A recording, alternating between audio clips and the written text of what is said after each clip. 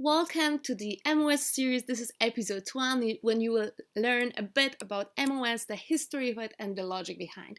So, what is measure of success? Measure of success is the ultimate metrics which every organization strive for. And as we start creating ISEC 2020 and decided that we want a youth leadership movement, we start challenging if realization is something which we actually need. And we start having a conversation if the battle of quantity versus quality can be actually killed in organization such as ISEC, and we didn't want to be any more exchange organization only, but leadership development organization. Therefore, our new measure of success become complete, meaning the number of realizations, so the number of experiences which we are providing, and the numbers of standards fulfilled, meaning the quality which we are providing on the daily basis. How did we come up with the measure of success? So what's the history behind? It all started in IC in India in 2015. We actually sit down on the floor and discuss about the importance of ISEC 2020 and how do we want to ensure that organizations successfully reaching that. And this whole conversation of goal setting process and the MoS redefinition started. After several months of research, we met in May in global steering team meeting consisting of 13 different presidents of different countries and territories all over the world and make a discussion of what should the MoS be. We showed them different prototypes and they actually make a decision that it's gonna be complete, meaning it's gonna be standards with the number of realization.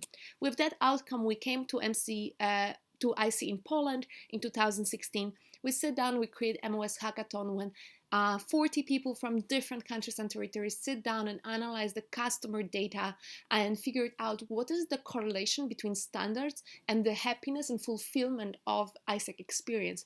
So we create a very big rankings of different standards, giving them different weightage system. From then on, we came to IPM and refreshed the standards. So look at properly naming them, properly ordering them, and modifying them a bit in order for satisfying the customer needs. So this is when actually the new 6 development standards came into place as a specification of the standards previously, which were previously in the organization present. And recently in ICE in Colombia, we launched all the MoS materials and all the MoS education on the day 6 during MoS bootcamp in order for the organization to have skill and capacity to do so. So if it comes to the history, that's it. Now it's a matter of what are we doing about it? What is the logic behind the MoS? So as I already mentioned, MoS is number of realization, number of standards. Complete meaning when we were doing the research, we asked ourselves the question, how many standards minimum to actually count it as ISEC experience, as a successful ISEC experience? So therefore, it will actually be 1 complete. And we came up with a formula of 14 out of 16 based on the customer research which we've done.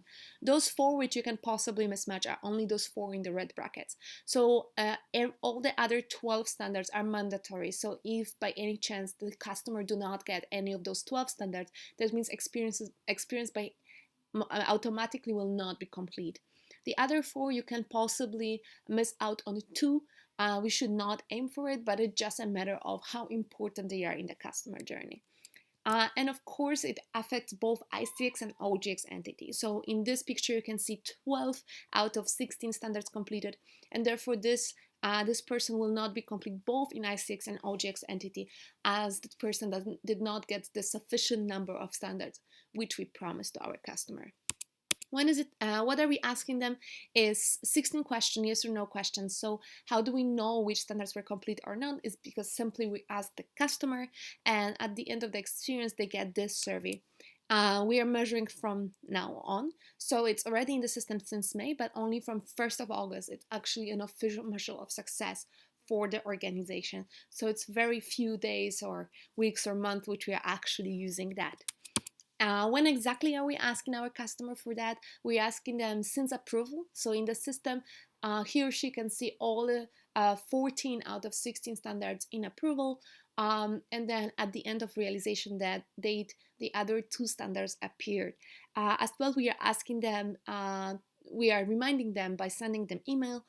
For global talent participants, we are sending them emails twice, once at the 2 weeks after start internship, so they can actually feel all the beginning of the standards, and then 2 weeks after the end date of realization of the exchange experience, to remind them that they can actually get a global certificate on being on global talent. If it comes to global volunteer and global entrepreneur, it's only the end experience date. 2 weeks after that, we send them reminder due to the fact that experience is a bit shorter. So that's the whole MoS conversation history and the logic behind that. If you need to find out more details, please go to ice.ec/MoS or watch other 2 episodes of that series.